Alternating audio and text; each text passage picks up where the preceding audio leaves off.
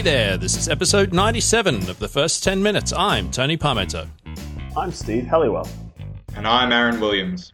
And this is a video games podcast where we play the first 10 minutes of a video game. Then we sit down here to discuss how well that game communicates itself to the player, both in terms of what the game is about and how to play the game. And in response to the latest listener poll, which you can find at the first 10 minutes on Twitter, you, the listeners, voted for us to play Gone Home. Aaron, you played Gone Home. Take it away. Oh, thank you. I did. It's the first time I've done one of these, taking the lead on this in a while, so hope I don't fuck it up. So we'll start with Wikipedia. Boo! I mean, you do it, Aaron. No. We start with the shit bit, and then we move on to the good bit. Go for it. So Wikipedia describes Gone Home as a first-person adventure exploration video game developed and published by the Fullbright Company. Set in the year 1995, the plot focuses on exploration of a house in Portland, Oregon, and examining common household objects within the home to unlock journal entries and discover the recent events that took place there. What an immensely accurate description. Yes, that is so literal. That is literally the definition of literal. So if you run Wikipedia through the subtext converter, what does it say? It says, Gone Home's about, like, you know, us, right? Like, it's about the experience, you know what I mean? Now I'm wishing there was a wikipedia.com/subtext. It's just I'd be all over that. Just filter every single entry. There is. It's called tvtropes.com. Steam tags, Aaron. That's I know you're hanging out for them hot Steam tags. So here they are. As follows. Walking simulator, short, indie, exploration, atmospheric, first-person, story-rich, female protagonist, adventure, single-player, great soundtrack, interactive fiction, mystery, 1990s, romance, narration, point-and-click, realistic, relaxing, psychological horror. Like that final bit, right? Like that triple whammy. This is realistic, relaxing, psychological horror. Please tell me that is a single tag. No, unfortunately not. However, like, just imagine that on its own. Like, that is, like, Wyatt Russell's character in that episode of Black Mirror would have been all over that shit. All right, so let's move on into my experience playing 10 minutes of Gone Home. Absolutely. So we start off with a black screen and the different vanity cards fly in, and then there's the sound, the telltale sound, which may be outside of the cultural sphere for some of the audience, but it's the sound of an answering machine beeping, which is some very dated technology. This puts this in a time and place immediately. So there's the beep, and then a female voice saying, "Hi, Mom. So I got my ticket home from Europe. I get back on June 6th, but it's a really late flight because that was the cheapest, so it gets in at midnight. But don't worry, I'll get a shuttle home from the airport, so you don't have to come pick me up. Like, really, seriously, you don't have to." So while this is happening, there's sort of like this very moody string selection just sort of swelling in noise, while the logo Gone Home appears on screen. It's very thin lettering, all caps, very like it's been sketched. It's clearly been hand drawn, and there's what appears to be a flower in between Gone and Home. And then the voice says, "Okay, so love you, see you soon, bye," and that's the end of the message. And then it hangs on the logo for a little bit before eventually the logo glows and intensifies, and then we get a time card that says June 7th, 1995, 1:15 a.m. So late at night or early in the morning, and we have our date. So we know that this is mid-90s, so we're being primed for the type of technology that we're going to be seeing here. 1995, my first year of college. Am I right, fellas? Totes. I was getting ready to hit the books at grade 1. Oh, boy. So with that, let's just let that hang in the air. we fade in on the front landing of a house of a fairly standard house at this point in time. It's a nice landing. It's big, and the sonically there is a shit ton of storm ambience. So this is a dark and stormy night, which certainly bodes well for what might be coming. So this is a first-person camera controller. I'm immediately given control, so I start to look around. I'm playing this on the PlayStation, just so you know when I start bringing up button prompts and shit. Okay. So I start looking around. That's the first thing I do before I move. I move the camera around to find out whether or not I need to adjust the sensitivity. I don't. It's quite good. I look down and I see a couple of bags, a couple of luggage bags, clearly a carry-on and a checked bag. One of them indicates the name. I'm presuming these are my bags that I've just set down on the landing. Name says Caitlin Greenbrier, destination Portland, flight number 270. That's important. And it's June 6th of 1995. So I continue looking around. I eventually head towards the front door, where there's a letter taped to the front.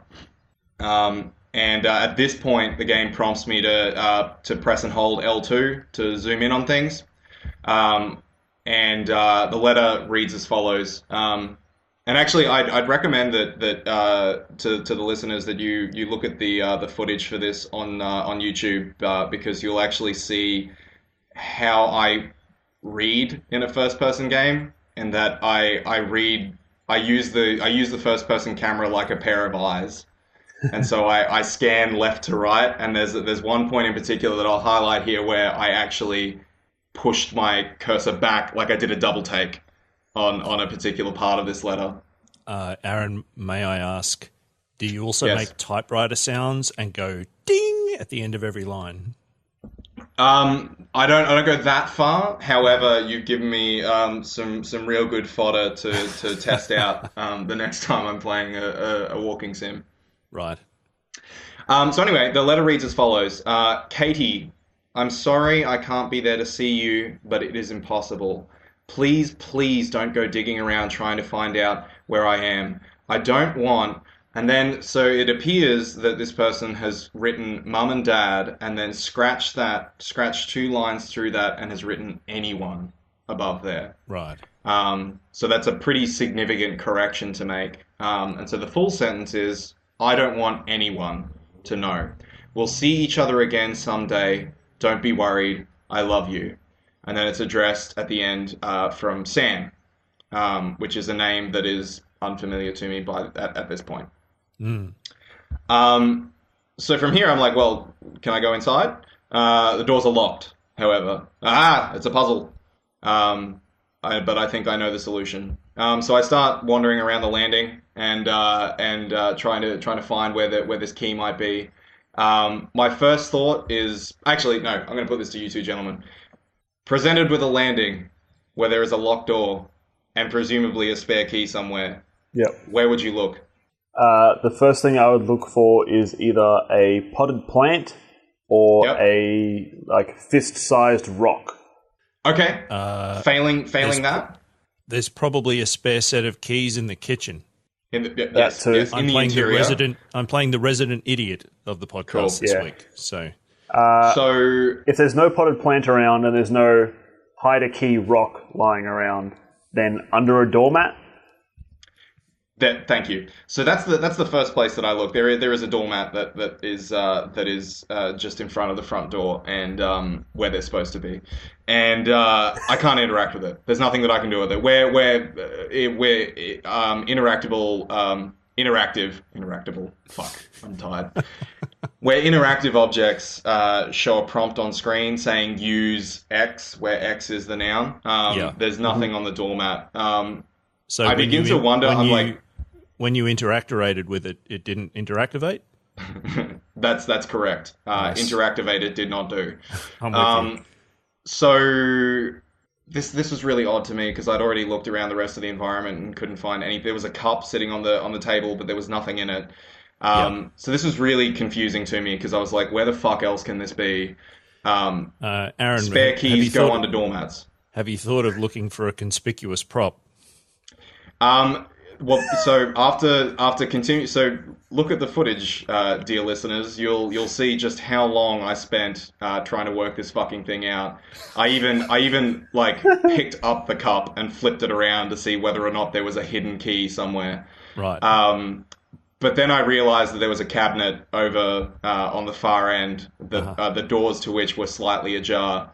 A lamp above it that I was able to turn on earlier, which sheds light on these slightly ajar jars. So, Steve and the rest of the Fullbright crew, this one's on me. Semiotically, you were doing everything you needed to do. I was the dickhead. So I open up this cabinet. There are two things inside of it. One of them is a bunch of tangled up Christmas lights with a Santa Claus in the middle of it, clearly just looking horrified at his predicament. And beside that is an ornate duck with a bow around it, with a wreath around its neck. So clearly another little Christmas decoration. The lights I can't do anything with, but the Christmas duck I sure as shit can grab. So I pick it up. What do you think is under there? A key? A key, indeed. There is a key. So there it is. There's my key, which I'm like, fuck yeah. But the problem is that now I have a duck in my hands.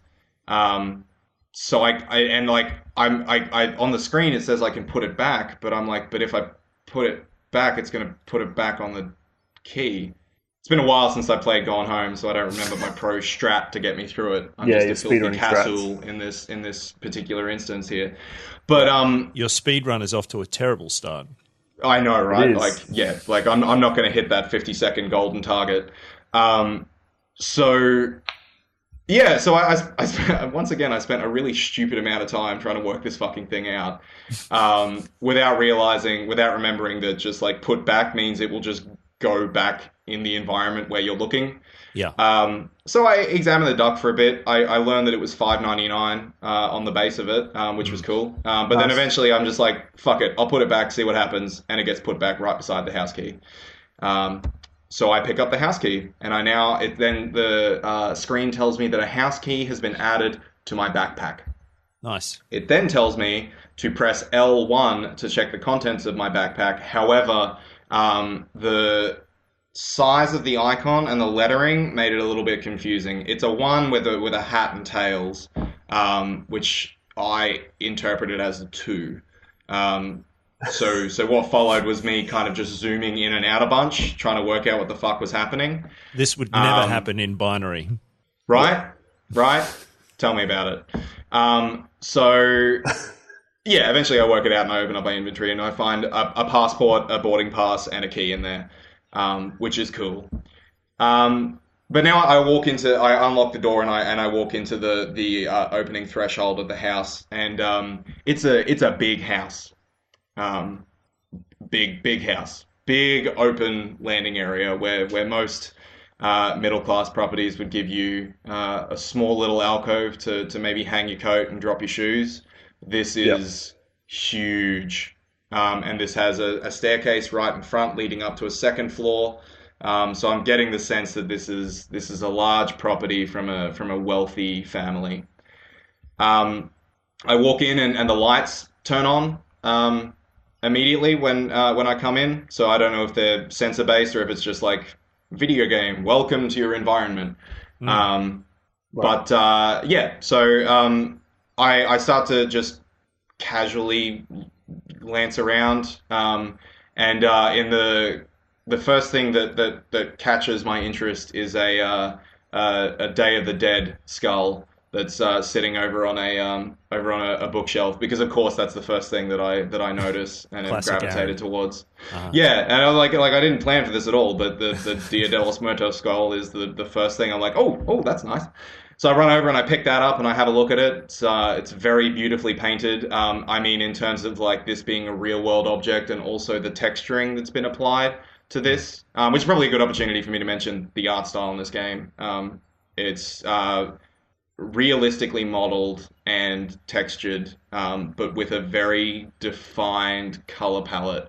There are a lot of blues and purples through many of these objects here, which creates a very consistent color scheme. And yeah, this is just very, very, very well realized. Tony, you look like you want to jump in. Yeah, I just wanted to ask, did you head for that particular prop because it was conspicuous? Yeah. As in, it looked it was very, very out of place compared to all of the things that were immediately around it. Yeah, so it was bright green. Yeah. So yeah, that was the first thing that I was drawn to, and then I like just but as a personal thing, I'm always interested in bones and skulls in games and most media. So if I see one, I'm going to go check it out. So yeah, so I checked this thing out. It says on the back that it was made in Mexico in Spanish, and so that's cool. I went in trying to put it back. For some reason, I crouch. I guess I was just you were trying to look down sights before, so yeah. So yeah, like you might be wondering what's going through my head when I'm playing through this first 10 minutes. I'm wondering it too upon reviewing this footage. Right. So I crouch down, but in doing so, I also managed to put it back, and I do a tricky thing, and I do like a trick shot and put it on the shelf below where it was, but exactly where it was on the above shelf. So I was very proud of that. Can I just ask, Aaron, when you played this game before, did you play it on PC or? Yes. Yeah, I played was it. Mouse keyboard at the time, or did you play with a controller? I played it with mouse keyboard at the time. Right. Because I'm just trying to think, because I suspect that might have been what I was doing too, and this style of game where you're moving around and observing and clicking on things in the world, mouse and keyboard feels very intuitive. Yes. How much of your clicking shenanigans here are a result of you trying to get a mental map of how the controller works? I think a lot of it is down to me working out the controls. But then there's also like precision comes into play here. And it will return at a later point, but it's probably worth mentioning right here. Like I was trying to put the skull back on the right shelf, and I was unable to because of using thumbsticks. You're just slightly less accurate. I'm more comfortable using a thumbstick in a first-person environment, but I do so with the acknowledgement that I'm losing accuracy as a result. Right. But anyway, I said, can I also?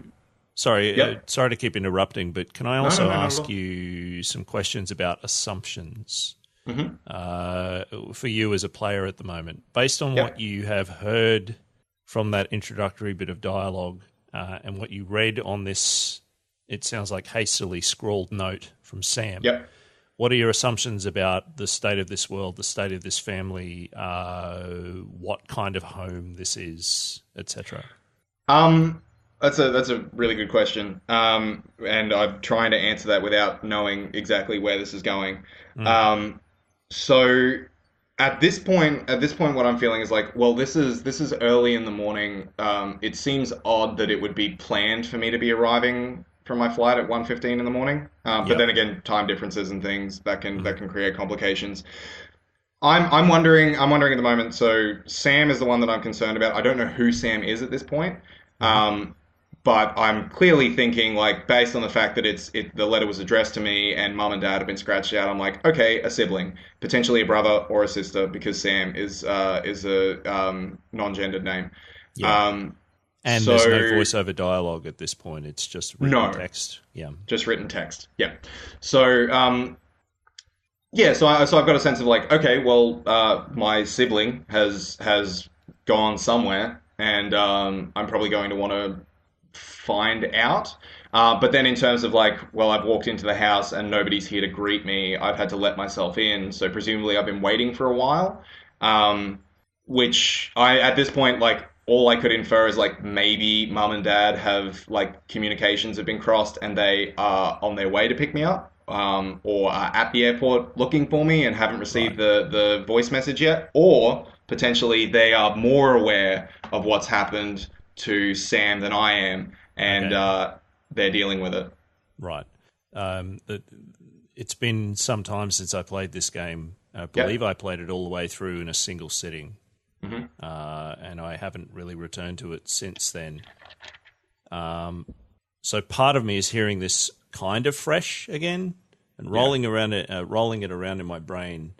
Do you actually think that your character didn't like legitimately did not want her parents to come and pick her up at the airport?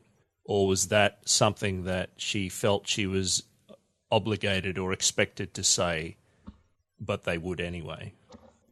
At this point, I feel like it could go either way. But as we come to learn, it could be the latter. Like it definitely could be acting out of obligation. Right. Because like yeah, as the picture that starts to unfold, and it does unfold in these 10 minutes, so I can talk about it.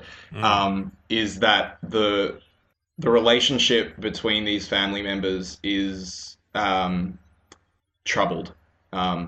Is probably the best way of putting it. It's clearly loving, but there's the difficulties of life are complicating the ability to just enjoy each other, and so that can create a difficult relationship as a child of parents who are struggling with various aspects of life. There can be a sense that you need to be able to do everything for yourself, even though like parents should be there to help you out and to do favors for you because they're your parents and that's that's what they do. You can develop this mentality when there's difficulties around the house of well, I need to do everything for myself. I can't ask them for anything, even though you may really want them to come pick you up. You don't want to have to pay the cab fare. Right. So yeah, I think it absolutely could be this sense of like, well, I'm sending you this message out of obligation, but by the same token, like if you want to come pick me up, that would be super cool. So I'm going to put a bit of a personal stamp on this.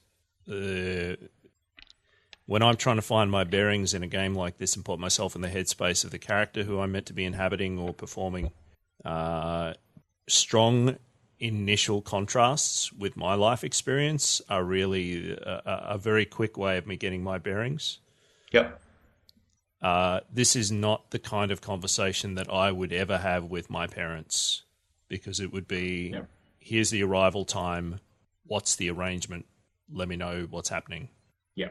Rather than there being this sort of latent, it's not quite animosity, but it's also doesn't feel comfortable. Definitely. And so, yeah, I'm in my interpretation, my analysis, I'm pulling from personal experiences as well. And so this is a conversation that I could very much imagine having. Right. So yeah, shall we move on? Well, sorry, I mean, I guess the takeaway from that, just to extend on it a little further, is that when I played this immediately put me in not a suspicious, but definitely an inquisitive frame of mind. Right, yeah, cool. There are things at play here that I'm not familiar with. I need to maybe be scrutinizing everything a little bit and paying attention to little details. So when that note pops up and mum and dad are scrawled out, that's the next pebble, the next breadcrumb. Yeah. I don't understand any of the why, but I'm starting to get a sense of the what. Sure, yeah. Whereas for me sitting down to this, I'm just like, oh, I get it. Like I know this. I know this story. I know where this is going. Which is why, like, very early on when I was playing this, I was like, this isn't a horror game. It's like, there's no monsters. Well, there are monsters, but just not the kind you think.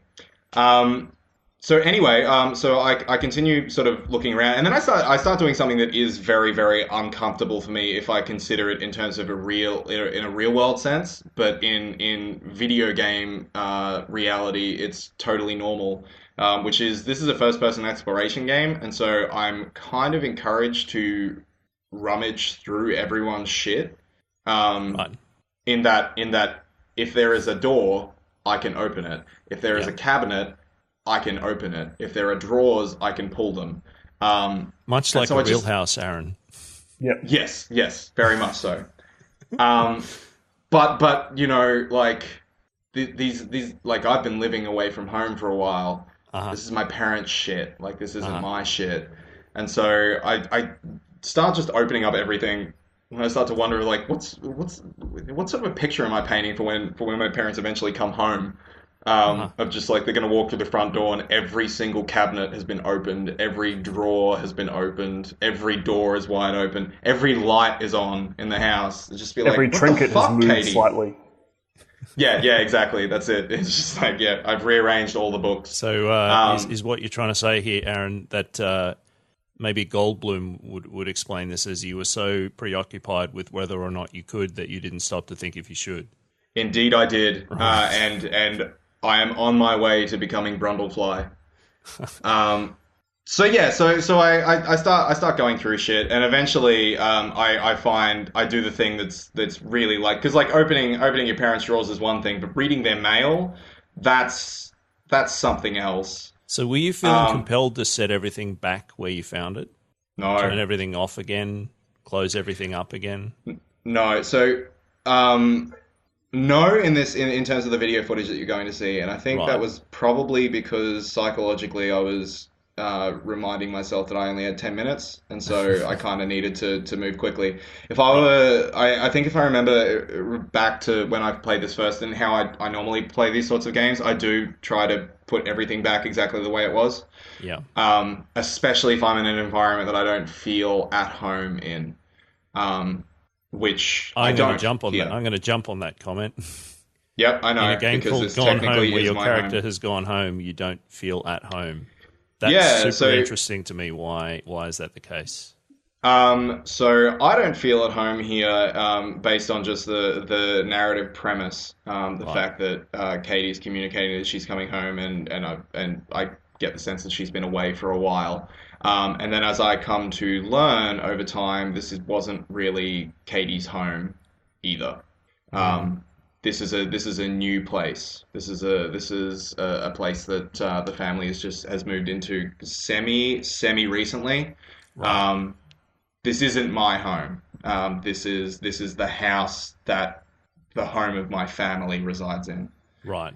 Um, but yeah.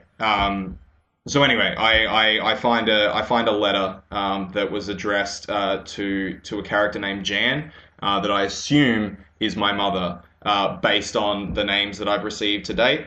Um, Jan is a new one, and I know that there is a mother and a father, so I'm assuming Jan is mum.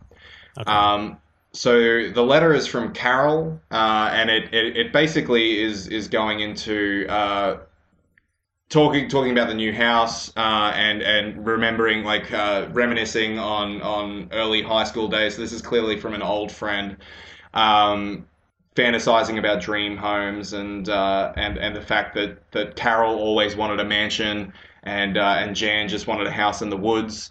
And then she says, "Look who got both." Which is Hmm. giving me a sense of setting as well.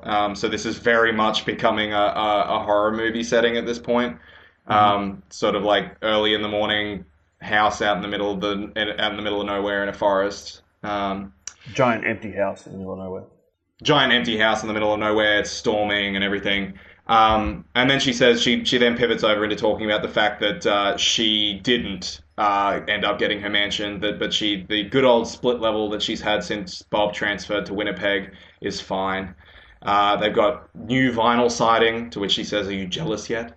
And then says, "Let me know if you ever want to trade places." Ellipses. Um, then asks how the girls are doing, which then leads me to think, okay, Sam is female. Asks if I've left on my big European adventure yet, and then says that she misses me roomy. So I get the sense that these are old friends who at one point lived together. Um, Right. and that's the letter from Carol. So I do apologize to my listeners, to our listeners, because the video footage is going to just be that letter for a good long while. But it's an opportunity for you to read it as well, which you should, because it's well written. Damn it. Um, so there's that area is kind of done for me. So I turn around and head back towards the front door, and I find a closet right beside the front door. I pull the string to turn the lights on, and there's a khaki jacket in front of me. I see a name tag on it, so I zoom in to get a closer look, and I see that this is previously aforementioned Jan, full name Janice Greenbrier, and she's a senior conservationist with the Portland County Forestry Service, which I am immediately jealous of. I would fucking love that job.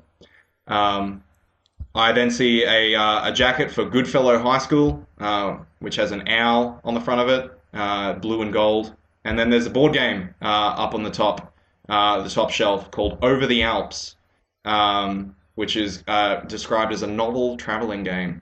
And now I didn't intend to do this because the put back icon was just in front of me. But Katie doesn't return this to the top shelf. Instead, she just like throws it on the floor, which I really liked. I like the idea that I'm crafting a little personal narrative there of just like, I always fucking hated this game and we always had to play it.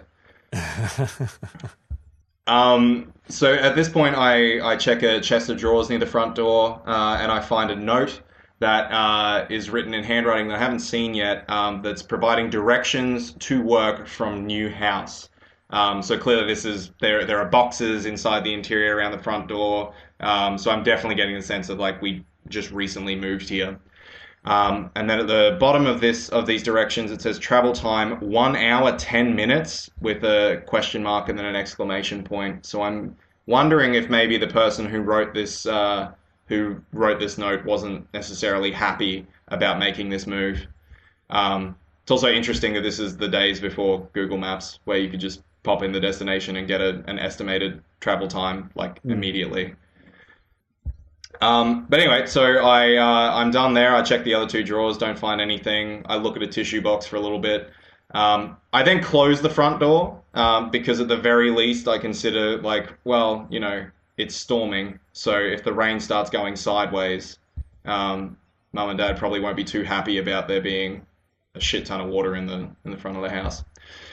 I head over to the empty boxes, to the like half empty boxes. And find an invoice from a removalist company, which it looks like there was a lot of stuff and it wasn't cheap. After I put this away, an interesting thing happens. I get some audio voiceover.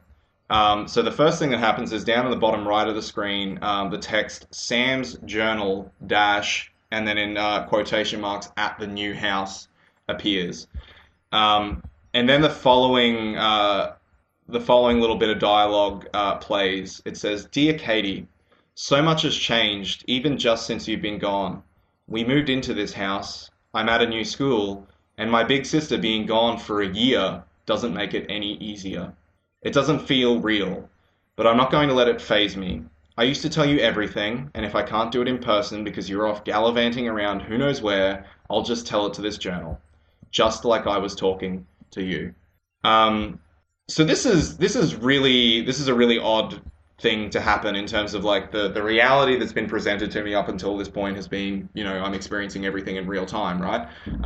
And any piece of information that I'm receiving, I know that my character is definitely receiving it. This here is something new. This is like, in terms of reality, there's nothing that I can pinpoint as like, oh, clearly that's where that sound is coming from. So this starts raising questions of, is this just for me, the player, to start to learn about Sam and Katie's relationship? Or is this game actually being remembered by Katie in the past? You know, like, is she reading these journal entries in the present and thinking back on the events of Gone Home? I'm not really sure, and it struck me as very odd and effective back in the day. But I know both of you have played it, so I was just wondering what you thought about the inclusion of the journal entries in this game. Do you mean in terms of which hat am I wearing when I'm answering this question?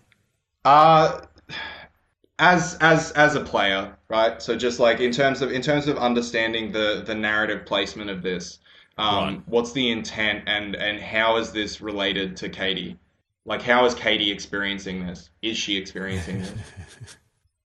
Is it pseudo-diegetic? Is that your question? Kind of, yeah. Yeah, pretty much. Is it avant-diegetic? Right. My interpretation of this when I was playing it was that Katie knows Sam quite intimately as a sibling, and I was interpreting it as I know my sister and I'm hearing her in my mind. as I am reading this journal. Okay. Yeah.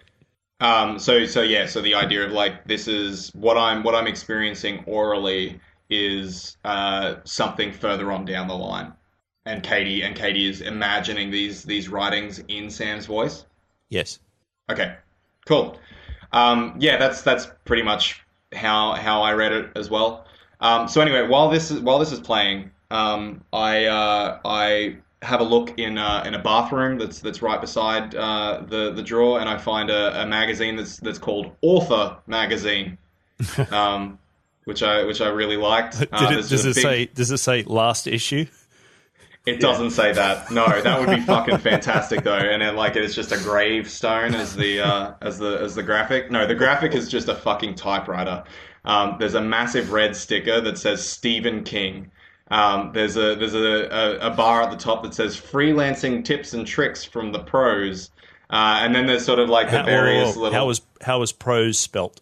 Yeah, no, not how it should have been. Not PROSE, PROS. They were professional in their delivering of the word prose.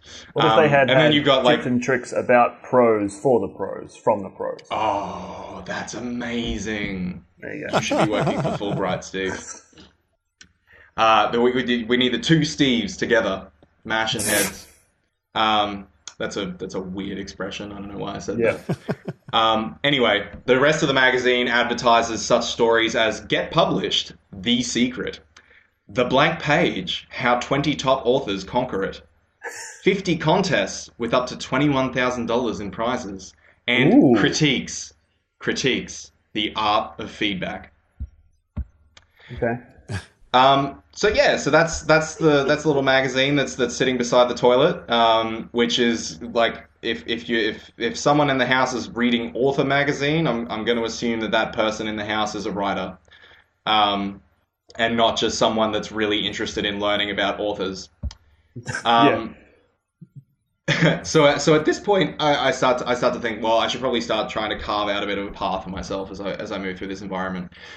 So outside of the bathroom, I start to head towards the stage left side of the house, and I see a very conspicuously placed portrait in front of me. So I head towards it.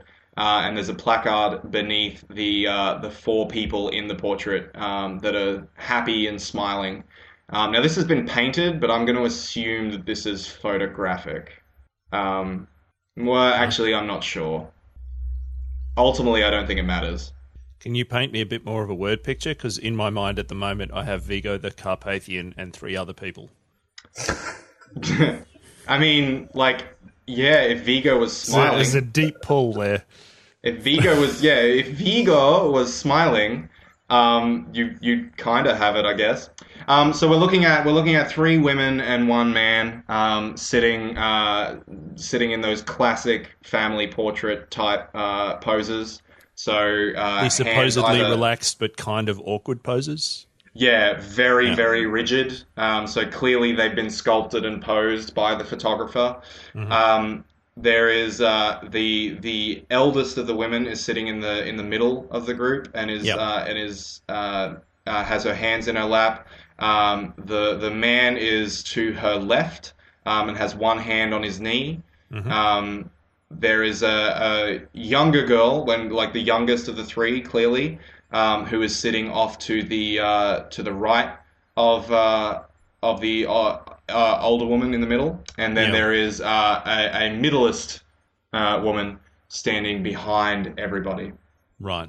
And so very 90s type fashion, so wireframe glasses, plaid shirt for the youngest, that sort of stuff. I look at the placard, which gives me some names. So I see that the youngest person in the plaid shirt is Sam. I see that the middleist person in the background is Katie. So all of a sudden I'm like, cool, I know what my sister looks like and I know what I look like. Mm-hmm. And then it says Mum, underneath that in parentheses Jan. So once again it's like, cool, yep, that all checks out. And Dad, in parentheses Terry. So this is really good. All of a sudden I know who this family is, I know how many members are in there, and I know all of their names, which I am presuming, based on the fact that I've read some letters and looked at some notes, is going to be really important for me to be aware of as I continue through the game. I'm going to need to be able to match names to, proper nouns, etc., etc. Yeah. So the next thing that I see is a cordless phone, sitting in a charging dock. The which future is now. Right? Like with phones without cords, like what's next? The idea of leaving the house with a phone? Although at this point, this is 1995, so cell phones do exist. I guess I'm not being 100% accurate in time placement here.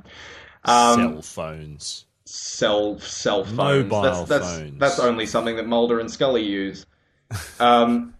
So at this point, I'm like, oh fuck yeah, a phone, and I'm able to interact with it. I like phones, so I pick it up and I get my next little bit of potential horror setting moment. What do you think that might be? What do you think I hear when I pick up that phone? Heavy breathing. Heavy breathing. 7 days. The call is coming from inside the house. No, I hear an engaged dial tone, or similarly, the phone line is down, dial tone. So I'm like, oh no, I have no way of contacting people, but I don't know anyone's number anyway, so it doesn't matter. So I turn the lamp on, and I see an answering machine, which once again may be a completely foreign object to you, depending on how old you are, and your ability to use Google. And it starts playing some messages. There are 3 of them in total. The last one is the message that you heard at the beginning of the game, from Katie to Mum and Dad.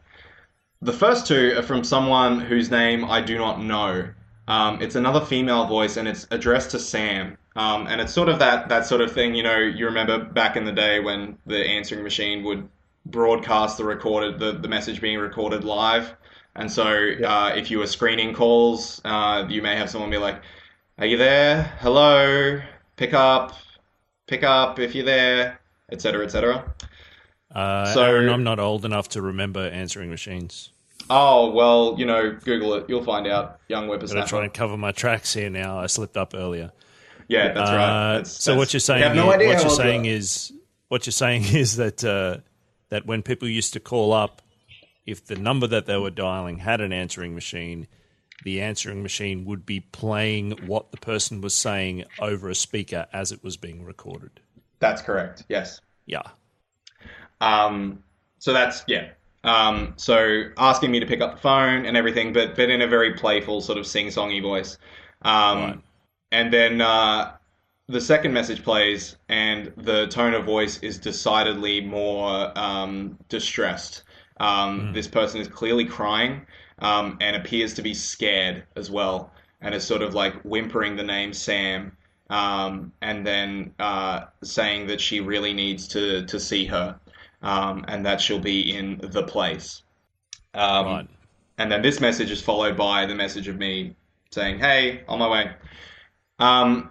So this creates, this starts, creating a series of question marks in my head about what happened to Sam, and the note that was written on the front of the door. It's getting decidedly more dangerous, potentially. There's a piece of paper that's beside the answering machine as well, which is another cool little relic of the 90s and previous when paper, right? Like pen and paper. When someone calls for you and you're not there, someone will leave a note saying that someone called for you. Yep. Right. So there's some very beautiful handwriting that says, Sam, Daniel from the old neighborhood called. He wants to come see the new house. Call him back. And then there is a note written beneath that from someone in completely different handwriting, much more messy, much faster, scrawled out saying, Mom, Daniel is and then in caps, total weirdo. The only reason I ever hung out with him in the first place is he had a Nintendo when we were little. Cool. Which is also something that I identify with. My best friend got to know me because he was aware of the fact that I was the only person in the neighborhood with a copy of Super Smash Brothers. And so how we came to get to know each other was that one day he showed up on at my front door and was like, "Hey, can I play Super Smash Brothers?" And I was like, "Sure, why not?" And then I was He best said, man at his yes, wedding. go buy it. Slammed the door in his it. face. Yeah. Yes. I'm assuming there was a reasonable period of time between those two events. Yes. A lot of things happened between the many years. So at this point, there's... Sorry, can I jump in? Yeah, of course, go for it. Yeah. There's an implication of time in the fact that all three of these messages are still on this phone. Yes, they haven't been deleted. Yeah, they haven't been deleted. And I mean, you could work under the assumption that the machine either auto-deletes when you listen to it, in which case none of these have been checked yet, or somebody listened to them and then was in such a state of distress or in such a rush after hearing them that they left quickly. Definitely. So it changed model to model for answering machine, but sometimes it would say it would have the number of unplayed messages as the display, and that's what the LCD said 3 when I looked at the answering machine. So that could potentially have been indicating 3 new messages. So yeah, definitely this could have all happened within hours of each other, or within a single hour. And then of course you can start threading that along to how long has the house been empty, why is the house empty, etc., etc. Totally. Yep. Yeah, exactly.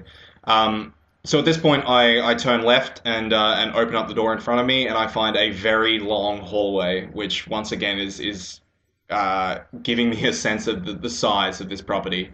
You know, this hallway is gigantic. It should be just the only hallway, not one of many. And kind of on cue, the game prompts me to press that big massive pad in the center of the PS4 controller, or the triangle button to check your location in the house. Okay. Which I do, and what I get is a map that is slowly being filled out as I progress through the areas. And based on the amount of negative space on this graphic that I'm seeing, this is a big fucking house. So I open the first door in front of me, and it's another closet, which is another indication it's a big house when there's more than one closet. And there's a backpack in the closet. There's a note that's poking out of it, which I pick up, which is a letter from Beth Valence, the principal of Goodfellow High School, and the letter is addressed to new student, which I really liked. It was just along the top, just says "Welcome, new student," and then says that there's a list of things that this new student needs to ensure that they have before coming in on the day. And then there's a really nice little bit of storytelling that occurs here, just through visuals. So there's a list of things, pretty standard stuff like folders, notebooks, pens, and shit. And all of these have been crossed out, including a nutritious lunch or $2.50 for a lunch provided by the school cafeteria. The one thing in the list that hasn't been crossed out is a positive attitude. Nice. Which I was really tickled by, which started to give me a sense. I was like, okay, so if I'm old enough to be gallivanting around Europe and this backpack is sitting on top of a pile of boxes in a closet, I'm going to assume that this belongs to Sam. And that Sam is the one who is going to school, and Sam is the one who lacks a positive attitude for her first day. The next thing that I find on this backpack is a badge, which I'm also able to pick up, which is a badge for Heavens to Betsy, which for those of you playing at home is a Riot Girl punk band back in the 90s, which is my first little primer that the Riot Girl movement may be somewhat integral to the narrative of this game. Yeah.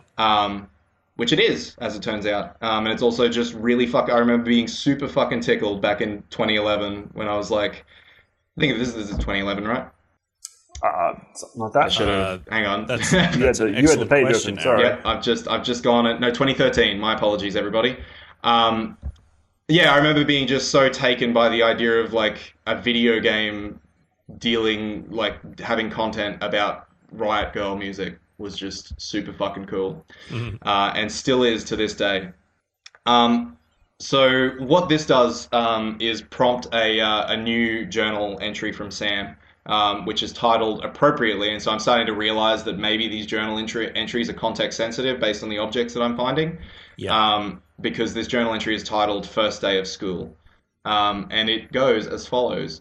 Oh my God, you are so lucky you finished high school before we moved into this house. So it's the first day of school, and there I am introducing myself to the class, and I say I just moved into the house on Arbor Hill. All of a sudden, every kid in the room just stares at me like I suddenly transformed into a mutant. I just stood there wishing pretty hard for a rewind button, because now maybe nobody knows my name, but they all know who I am. The Psycho House Girl.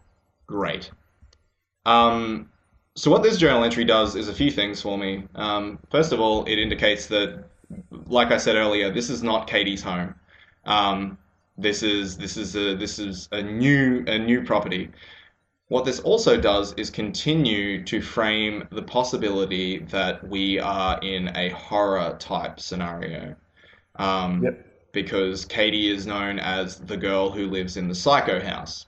So I don't know why this house is referred to as such, but that's the sort of thing, like it's like the murder house in that Simpsons episode, right? It's the sort of thing that possesses negative connotations of things such as possession. Various little horror movie scenarios. The other thing that's probably worth making mention is that when I was listening to the answering machine, if you listen close enough, you can hear footsteps on the soundtrack that appear to be coming from upstairs, which could also double as thunder potentially, based on the noises outside. So it's some very, very sneaky, clever sound design from the developers to try and continue priming the possibility that the situation we're dealing with is supernatural, or at the very least malicious. Sinister. Yeah. Right. Yeah. So while this journal entry is playing, I'm having a look around at everything else that's there. I find a postcard that I sent to the family from Paris, which is a fairly standard postcard going into the cool things that they've done, how much they miss them, and things that they're bringing back, and all that shit. So at this point, I also similarly, once again, for some reason, tried to put it back, but crouched instead, and then threw the postcard at the ground. I open up the drawers and find an obituary. It's all good. Yeah, that's it. Blame it on the jet lag. Yeah.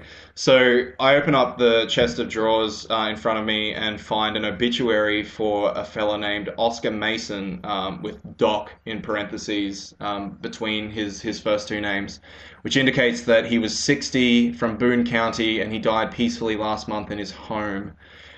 He was born on September 8, 1933, in the house that would be the home for the rest of his life. He graduated from pharmacy at a young age and returned to Boone County to practice, and he was a well-loved figure in the community.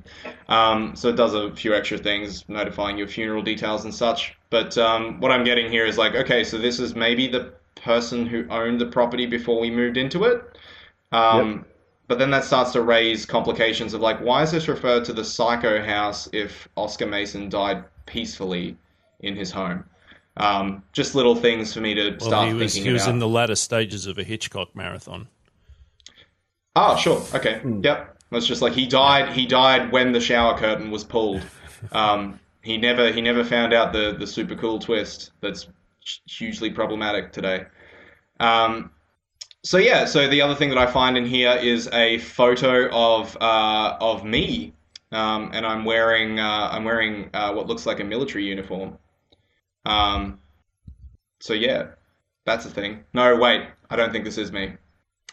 I didn't do my homework. But there's a name badge that says DeSoto.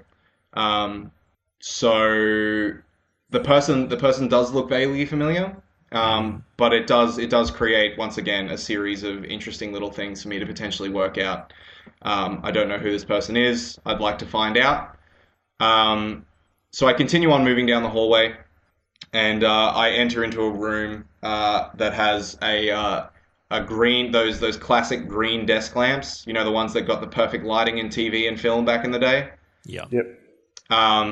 That's slightly illuminated, and I can see a typewriter behind it. So I'm trying to turn off the lamp, and I accidentally interact with the paper that's in the typewriter. At this point, I didn't actually identify the typewriter visually, so what popped up on the screen was like, what the fuck am I looking at? Where did this come from? So it takes me a little while to realize, oh, typewriter, and this is what was in the typewriter. Then I start to actually read what's here, and what I realize I'm reading is a review for a combination Laserdisc and compact disc player, which interestingly is priced at $999.99. Right. Which is fucking great. And then the copy for the review is unfinished. And it's full of those classic marketing slogans. They say that a jack of all trades is a master of none. I have to disagree. Mastery is not a question of specialization, but sureness of purpose and dedication to craft. If you happen to be in the market for a combination LD-CD player, you'll be glad to know that Pioneer seems to share this particular, and that's where the copy stops. So at this point, like I realize what it is that I'm reading, and I'm like, cool. Now let me get the rest of the environment in context, so I can understand what it is that I'm actually looking at and what this might represent.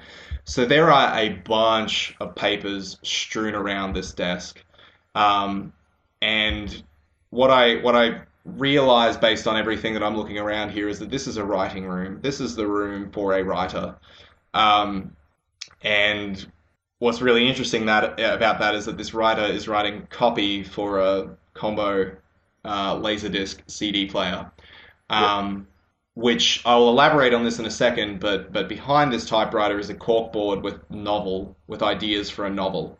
And as we come to learn, not in this 10 minutes, but moving forward in this narrative, this is the office of Terry, the father of the family, and he was a successful author.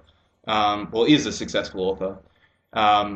So right here, this is priming sort of that this is starting to flesh out and develop for me that complex family dynamic that I mentioned earlier. And I get the sense of like, how much are you struggling as a successful writer if you can't even get copy for a Laserdisc review out the door? Yeah. That it's still, in progress.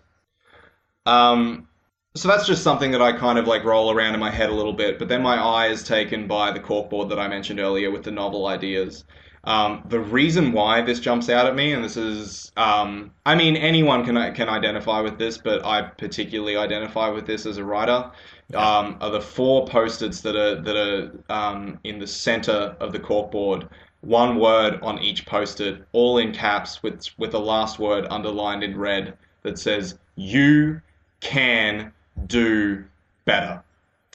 At this point, I start looking at all the other post-its around these 4, at which point I see things such as, why not disrupt motor la de minutes before LHO can fire? I then see intercept LHO in USSR with a bunch of question marks beside that, and then LHO : killed in Marines. So I'm kind of like LHO, and then I see grassy knoll steamrolled, and I see that scribbled out in red, at which point I'm like, oh, Lee Harvey Oswald, JFK, I get it.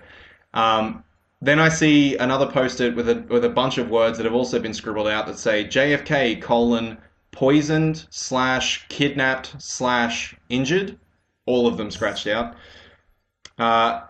State of emergency in Dallas cancels motorcade is another thing that I see. But then I think I just want to tell you my favorite one, which is in red. What if JFK wasn't JFK? Which coincides perfectly with another note up the top that says, back to basics, sent back in time to Dallas 1963 again, which I was like, awesome.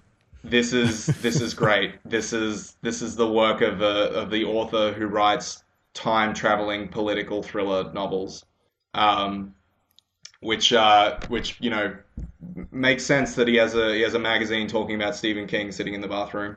Yeah. There's also another poster, just my last very favorite one, that says paradox results in JFK death being desired outcome.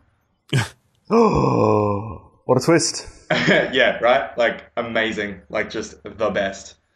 So at this point, I'm done with the corkboard, and reeling from how much I identify with it, I see what else is hanging around in the environment.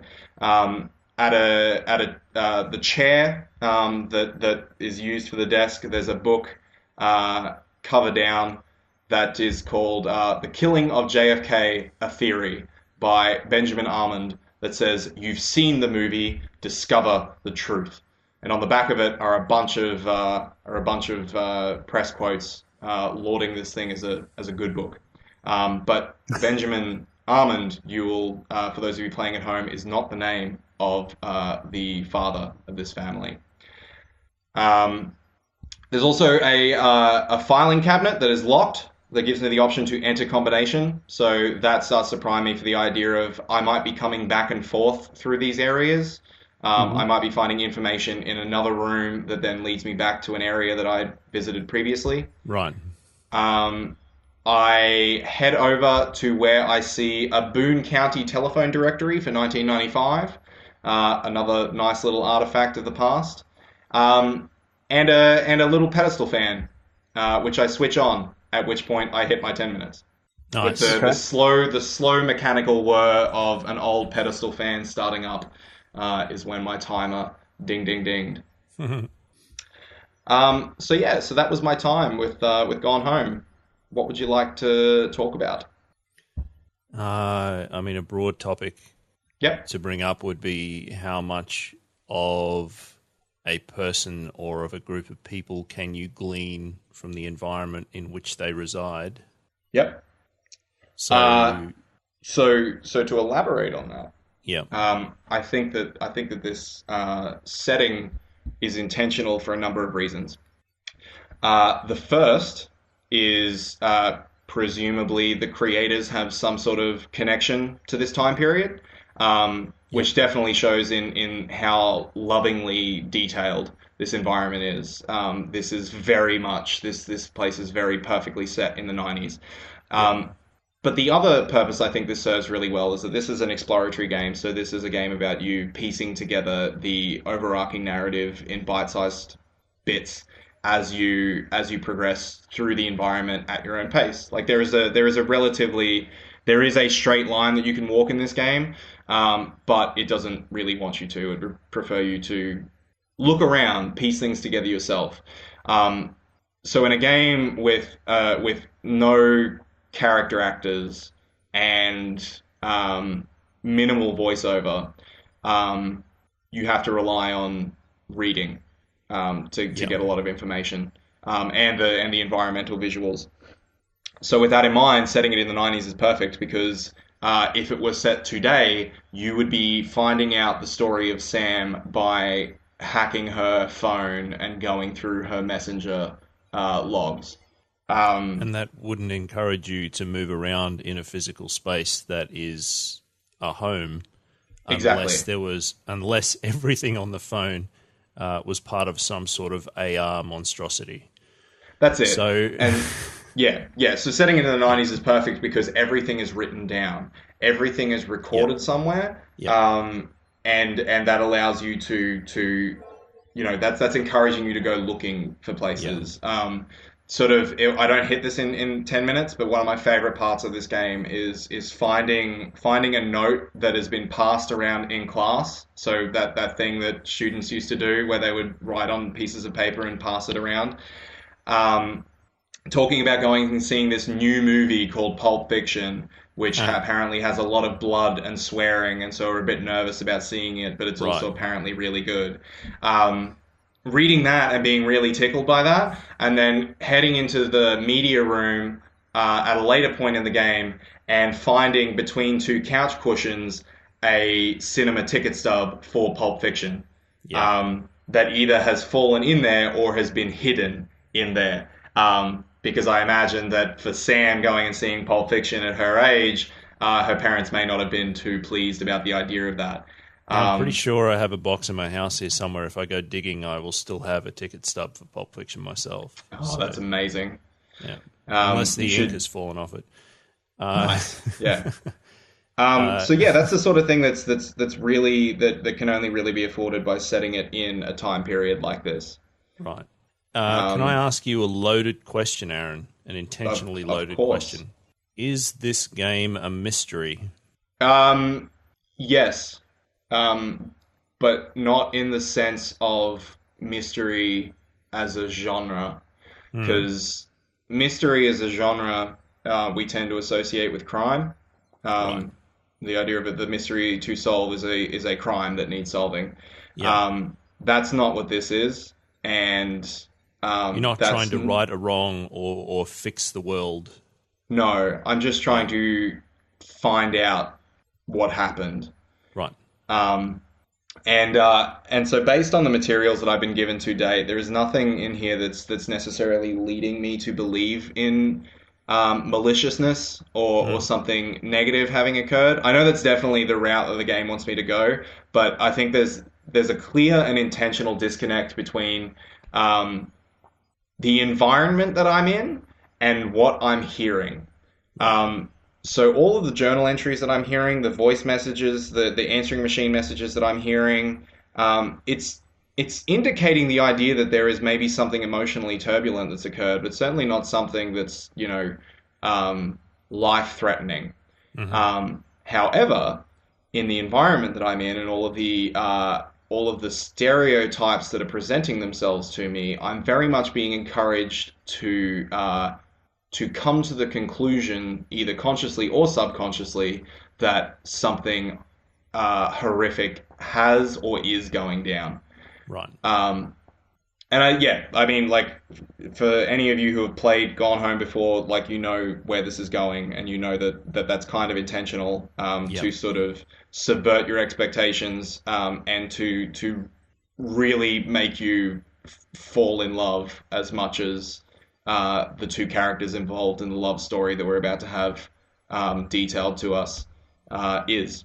And another thing that I'm sort of rolling around in my head, I'm not quite sure I had the right terms for it, but there's almost a sense of this being, this is almost archaeological, but it's contemporary. You're moving through a space, you're examining relics, you're trying to piece together things without necessarily having the full picture at any given moment in time. Totally. And trying to infer meaning. Yeah. I was literally just trying to find out if there's a term for that. I couldn't find one. But archaeology of the near past. I was literally just trying to find out if there's a term for that, and I couldn't find one. Okay. Right. So your cursory Googling hasn't helped on this occasion. It's still archaeology, because it says until recent decades. I'm like, well, what if it was yesterday? There's no time. Yeah. It feels different from anthropology, because that's more of a generalized study of human behavior. This is a very particular place with a very particular set of people in it who have gone through a very particular sequence of events that you're trying to piece together, but yet it's also not a mystery. And I guess we could layer on top of this, Katie's going to have more familiarity with all of these things than you do, Aaron. So how is the game going about trying to bridge that gap and ease you into this? Yeah, so I think the journal entries play a really good part in that, because it's the sort of thing where, I, the player, might be wondering about the context of those journal entries, but for Katie, it's entirely natural. The journal entry doesn't finish and followed by Katie going what the fuck, where did that come from? Right. Nor does she comment on them. At this point, Katie kind of disappears in terms of having a voice. It kind of just falls to me. Katie doesn't comment on anything, which I think is really effective at communicating to me that Katie knows what this is. And I can piece it together at my own pace, because there's not going to be any moment where Katie says something that is hinting at a development that I am not privy to. Yeah, and your instinct, I guess, is to trust Katie because she seems to know what's going on. She doesn't seem to be acting like anything's out of place, so you just take things at face value. Yeah, there's nothing to indicate that she's an unreliable narrator. Yeah. The first time that I hear her voice is the voice that's playing on the answering machine. So to date, everything that Katie has interacted with outside of me helping Katie along is totally lines up. So you're saying the fact that you heard exactly the same information diegetically and non-diegetically and it all lined up and you went, I can trust this, I am not Bill Pullman from Lost Highway. Yeah, fuck off. I mean, yes, Lost Highway gives me a lot more to believe that Bill Pullman might be an unreliable narrator. Right. Which this certainly doesn't. Okay. I do not. No one has told me that Dick Laurent is dead. Right. So I recall being quite contemplative after I played this game, sort of looking around my own home and going, if somebody were who kind of knew me were to wander through my place right now in its current state and I wasn't here and they expected me to be, what would they infer from it? What would they learn from it? Don't want to turn this into insights into Tony, the podcast, but I'm pretty sure that the main thing they would gather is that I'm time poor. Which is a polite way of saying this place could be neater. So I kind of want to use that as a way to slide into how neat or settled does this space in the game feel to you? So the presence of boxes indicates that this is certainly not a settled location. However, throw a rock and you'll hit a person that says that there are still some boxes that they haven't unpacked since moving into a place, years and years ago. Yeah. But the boxes being at the front threshold of the house indicates to me that, okay, maybe this is still in development. Right. Having said that, though, there are a lot of rooms that do feel very much lived in. Yeah. So what this is starting to paint for me in terms of considering the overall family dynamic, this is starting to indicate to me that no one's really comfortable about being here. And that may have created sort of friction in the family dynamic. And so it seems that everyone's gone and just put ownership on their own rooms and have set to work making everything the way it should be in there and kind of saying fuck off to the rest of the house. Mm-hmm. Which is, a really vivid picture that takes some pretty top-notch environmental placement to pull off. Which I just want to mention is just this game paints a very effective picture with, very few words. I'm going to use a little bit of industry lingo here, Aaron. Yeah. Does it feel like, does it feel like this family have siloed themselves? Yeah, totally. Absolutely they have. So I get the sense being in Terry's office, the idea of Terry probably doesn't come out of here much. And Terry's office is really close to that Author magazine toilet. So I'm this is I would be know willing where to... Terry poops. I know where Terry dumps. I definitely get the sense that there's there is some friction in this house based on where people are. Right. But yeah, so, I don't really have anything else unless you do. No, I mean the general sense of what is this place? How do I fit here? What am I trying to reveal? How am I going to go about revealing it? I mean, this is all tangled up kind of in the 10-minute check that we would do. Yeah. So unless there was any particular element of it in terms of narrative design that you really wanted to emphasize or reiterate, I'm happy for you to go to a 10-minute check. No, I think we covered it. And anything extra I'll cover in the 10-minute check. So does this game tell me what it is? Yeah, totally. It's what the Wikipedia said, that this is an exploratory first-person narrative-driven game, is exactly what I'm receiving. in terms of what it's about, I'm getting the visual and oral prompts that this may be something supernatural or spooky. But I'm also just as much getting a sense of I'm just here to learn about my family. I'm here to learn about what happened to them in the time that I was gone and where my sister is. And in terms of how to play the game, I'm definitely getting that. In that, this is very minimal interaction. It wants me to walk and look and use an interact button. And I don't think just around the corner there's going to be a zombie that I need to suddenly learn how to deal with. Fair enough. And as always, Aaron, I'm very curious as to whether Mr. Springsteen has anything that he wishes to contribute to this particular episode. You better fucking believe he does. Nice. This is Springsteen's jam. This is a game about troubled love. This is everything that Springsteen's all fucking over. So he was real fucking quick to get me the stanza for today's episode. I like it. So without further ado, here's Springsteen's rendition of Gone Home.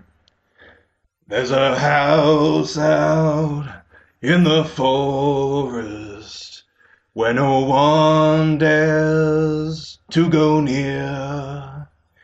It is haunted, but ghosts you won't find. An aching heart, the source of fear. Tremendous. Please pass on my compliments to the chef. I will indeed. Alrighty, so that means that we are up to the part of the podcast where Steve does the plugs. All right, if you've enjoyed what you've heard today and you want to let us know that, or you want to ask any questions, then you can either email us at contact@thefirst10minutes.com, or you can find us on many social media platforms. You can find us on Facebook, Twitter, SoundCloud, Libsyn, Patreon, YouTube, Twitch, Instagram. All the good places. That's everywhere. That's a good smattering. In all those places, we are the first 10 minutes. We'd love to hear from you. Also, if there's people that you think would enjoy this sort of thing, we appreciate a recommend there. And if you feel so inclined to leave a review or a rating or such on iTunes, that can be super helpful for us. Before we get out of here, hey Aaron, where do people find you on the internet? On the internet, you can find me on Twitter. You can find me where I'm at RundownFlamingo. That's spelled how it sounds, RunDownFlamingo. Similarly, you can head over to pushingb.com to catch some essays that I've written on narrative design in video games. So one day a Gone Home piece is going to go up there, probably about that Pulp Fiction ticket. Hey, Tony. Yeah? I would like to talk to you, but not face-to-face. Okay. I like this arrangement. Me too. How can I do so? If you would like to get in touch with me personally on Twitter, my Twitter handle is @Kalinskald. That's KALINSKALD. I also do a game developer interview podcast called Downloadable Context, which you can find at downloadablecontext.com. Hey, Steve, if people want to get in touch with you, how might they go about that? You can find me on Twitter. It's _Steve Halliwell. Or on my website, stevehalliwell.com. That was very concise. I like it. Fantastic. And now we'll do our best to also end the podcast in a very concise fashion. So thank you all very much for listening, and we will catch you again next time. Bye. Later.